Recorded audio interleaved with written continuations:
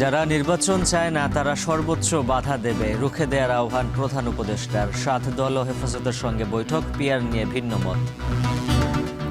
যারা অন্তর্বর্তীকালীন সরকারকে নির্বাচন পর্যন্ত পৌঁছাতে দিতে চায় না তারা যত রকম ভাবে পারে বাধা দিবে।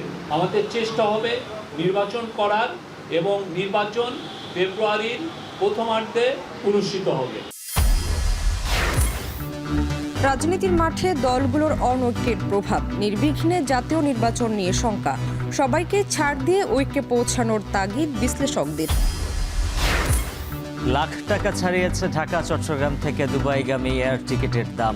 মধ্যপ্রাচ্য রুটে টিকিটের দাম বাড়তে থাকায় বিপাকে প্রবাসীরা। এবং সিরিজের শেষ টি-20তে আজ মুখোমুখি হবে বাংলাদেশ নেদারল্যান্ডস। ডাচদের হোয়াইট ওয়াশ করতে চায় টাইগাররা।